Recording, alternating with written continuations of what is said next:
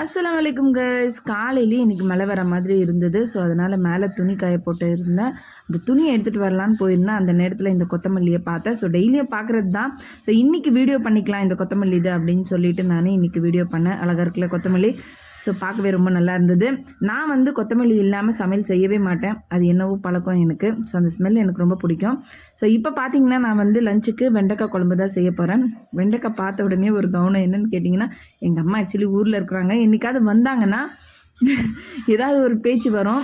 So என்ன பேச்சுன்னு கேட்டிங்கன்னா, வீட்டில் ஏதாவது ஒரு திங்ஸ் மறந்துடுவேன். நான் அதை எங்கே வச்சேன் அப்படின்னு சொல்லிட்டு டென்ஷனாக தேடும்போது அம்மா சொல்லுவாங்க, ரொம்ப கூலாக சொல்லுவாங்க. நான் ரொம்ப டென்ஷனில் இருப்பேன். அம்மா சொல்லுவாங்க, நீ வெண்டைக்காய் சாப்பிட்டேன்னா உன்னுடைய பிரெயின் நல்லா வேலை செய்யும், நல்லா வெண்டைக்காய் சாப்பிடுன்னு.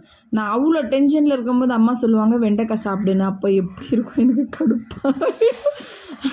சொல்கிறது என்ன சொல்கிறதுனே தெரியாது அம்மாவை. சரி சும்மா ஆயிடுவேன்.